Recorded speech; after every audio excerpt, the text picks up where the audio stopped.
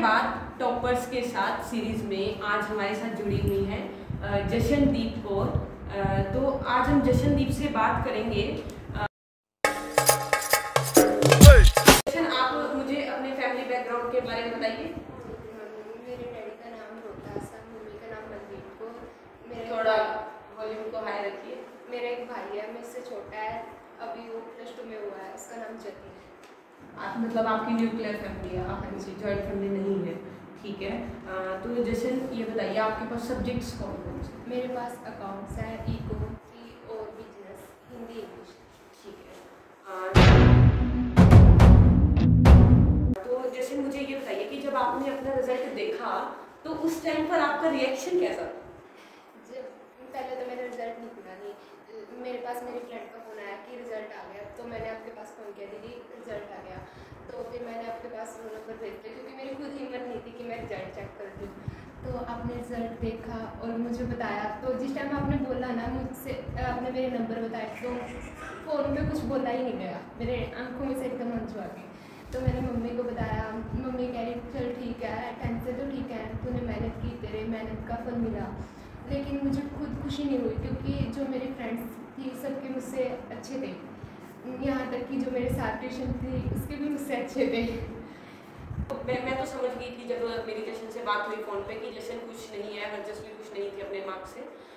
तो फिर मुझे फील हुआ, तो मैं हरजस और जशन के घर पर भी गई, जिससे कि मैं इनको थोड़ा हील कर पाऊँ, इतना फील ना करें, इन्हें अच्छा लगे, इस वजह से।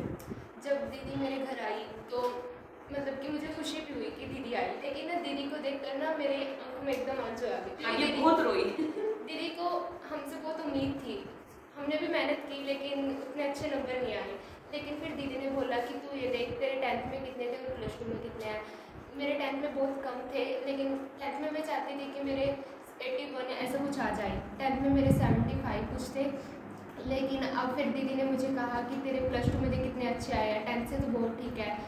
जब दीदी नहीं आई थी घर, उससे पहले मैं बहुत रोई, मम्मी को भी बोला, लेकिन जब दीदी ने मुझे मोटिव किया तो मुझे खुशी भी हुई कि मेरे 10th से अच्छे हैं। मतलब मैं हमेशा बच्चों को यही बोलती हूँ कि खुद से कंपेयर करो अपने मार्क्स को, कभी भी दूसरे से कंपेयर मत करो, क्योंकि जो क्वालिटीज़ आपके अंदर है ज़रूरी तो नहीं है ना कि वो सबके अंदर हो। तो जैसे कि जशन ने बताया कि मैंने खुद को एनालाइज करा अपने प्रीवियस मार्क्स से कि मेरे 10th में 77% आए थे, लेकिन मैंने इम्प्रूवमेंट की है +2 में, तब मैं खुश हुई। तो आगे हम बात करते हैं कि जशन, आप मुझे ये बताइए कि आप अपनी स्टडी को कितना टाइम देते थे, कब देते थे? मैं मतलब कि कुछ कहते हैं कि हमारे पास दिन में होता है, मेरे पास दिन में नहीं होता, मैं रात को ही करती थी। तो मैं 1 घंटा अकाउंट को, 1 घंटा बिजनेस को, और हिंदी इंग्लिश को मैं सुबह के टाइम देती थी। हिंदी और इंग्लिश आप सुबह पढ़ती थी, बाकी सब्जेक्ट आप रात को कवर करती थी अपनी, ठीक है। आपको प्रैक्टिकल पोर्शन पसंद थे या फिर थ्योरेटिकल? सच बताऊँ तो ट्यूशन से पहले मुझे अकाउंट अच्छा ही नहीं लगता था, तो मैंने ट्यूशन लगी तो उसके बाद मुझे अकाउंट सबसे अच्छा लगने लग गया, मतलब कि मेरा फेवरेट सब्जेक्ट अकाउंट बन गया।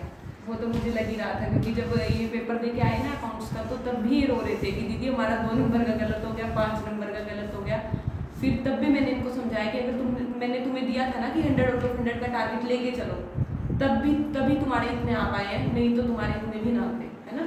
तुमने मेहनत तो करी ना, तो आगे ये मेहनत वेस्ट नहीं जाती। मान लो आपने किसी दूसरे स्टूडेंट को पढ़ाना है, तो अगर आपने अच्छे से अकाउंट्स को कर रखा है, तो इन फ्यूचर अगर आप पढ़ाना चाहते हो तो आप पढ़ा भी सकते हो, है ना, टीच कर सकते हो ना उस सब्जेक्ट को। तो इसलिए जशन का मुझे पता चल गया था कि जशन को अकाउंट्स अच्छा लगता है, और जशन थ्योरेटिकल सब्जेक्ट याद हो जाते थे। हाँ दीदी, मतलब कि दीदी प्रैक्टिकल इस तरह से कराती थी कि थ्योरी अपने आप याद हो जाती थी। मतलब कि पेपर में प्रैक्टिकल तो बहुत कम आया था, थ्योरी थी, लेकिन मतलब जब पेपर कर रहे थे ना तो ऐसा लग रहा था कि थ्योरी भी आती है, क्योंकि दीदी ने प्रैक्टिकल के हिसाब से कराया था कि हम थ्योरी खुद कर सकते थे। ठीक है। तो जशन, आप मुझे ये बताइए, आपने अपने पेपर को कैसे अटेम्प्ट करा? जैसा कि दीदी आपने बोला था कि ना सारा पेपर एक साथ मत पढ़ना, तो बंदा कंफ्यूज हो जाता है, ये सोचता है कि क्या करूँ क्या नहीं करूँ, और अगर एक क्वेश्चन भी नहीं आता तो उसी के बारे में सोचते रहते कि ये क्वेश्चन नहीं आता। तो मैंने ना एक क्वेश्चन पढ़ा और उसका आंसर लिखा, दूसरा क्वेश्चन भी नहीं था, तो मैंने वो छोड़ दिया। थोड़ी देर बाद उसे कर लूँगी भी। तो जब मैं अपना सारा पेपर कंप्लीट कर लेती थी, उसके बाद उस क्वेश्चन को पढ़ती थी, सोचती थी, उसके बारे में करती थी। मैंने 10th में यही गलती की थी, मैं ना सारा पेपर एक साथ पढ़ती थी। पर अब जब मैं +2 में पेपर देने के लिए गई तो दीदी ने ये बोला था कि सारा पेपर एक साथ मत पढ़ना। मैंने एक एक क्वेश्चन पढ़ा और किया, अच्छा ही हुआ मेरे साथ। मतलब कि दीदी ने ये बोला था कि पेपर अच्छे से करना और कटिंग मत करना।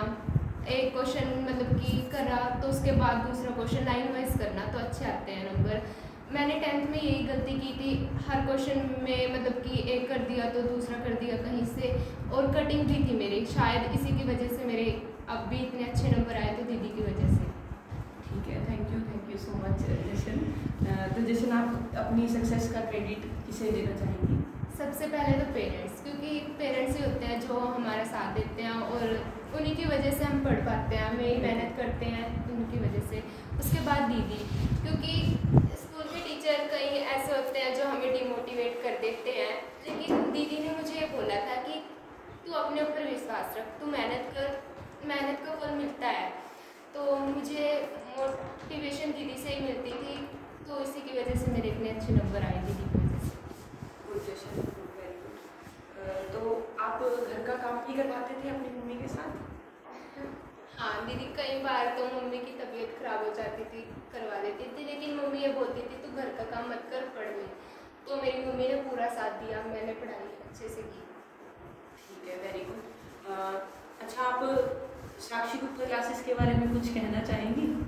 हाँ, क्योंकि मतलब कि जो स्कूल का और ट्यूशन, मतलब कि हम दीदी के साथ अच्छे से अपनी कोई भी बात होती थी हमारे मन में, हम दीदी को बता देते थे। और मतलब कि मैं यही बोलूँगी कि मेरी स्कूल से अच्छी ट्यूशन पे तैयारी हुई। यहाँ तक कि ना मैं स्कूल का काम करके ही नहीं जाती थी। मतलब कि सर बोलते थे टेस्ट है, उससे आधा घंटा पहले मतलब कि पता लगता था एक बार पहले कि टेस्ट है, तो पढ़ देती थी।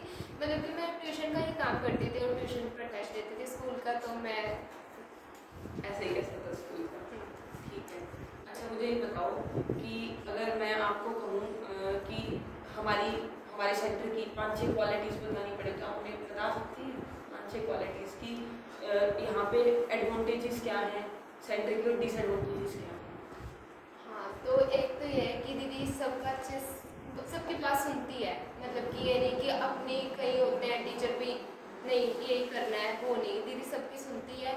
और मतलब कि दीदी साथ पूरा देती है। मतलब कि दीदी, हम कभी कभी डिमोटिवेट हो जाते थे तो दीदी हमें मोटिवेट करती थी। और मतलब कि कई बार ऐसा हो जाता है कि हमें ना खुद पे भी विश्वास नहीं रहता। कई बार कुछ लोग ऐसे होते हैं जो हमें पूरी तरह से डिमोटिवेट कर देते हैं। मेरे साथ भी हुआ ऐसा, लेकिन फिर मैंने ये बात दीदी को भी बताई थी, तो दीदी कहती कि तू मेहनत कर, तेरे नंबर आएंगे। और मतलब कि ये बात होती है, कई बार पेरेंट्स को भी कोई कह देता है कि नहीं इससे कम है, इससे कम है, ऐसे बोल देते हैं टीचर भी।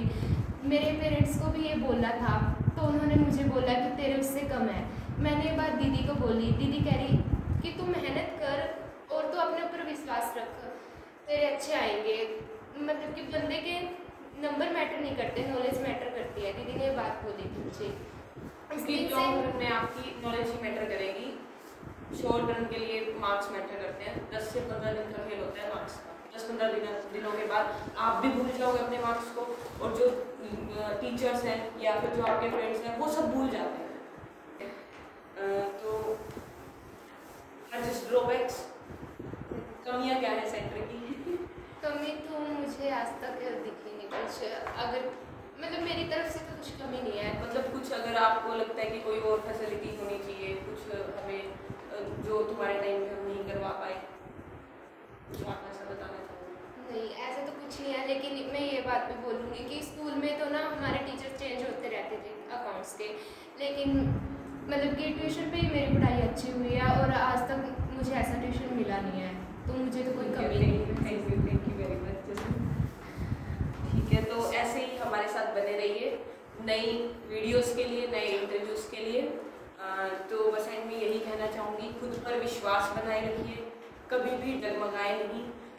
जो आपकी मेहनत है वो रंग लाएगी, लेट ही सही लेकिन ज़रूर लाएगी। ऐसे ही मेहनत करते रहिए। Thank you very much.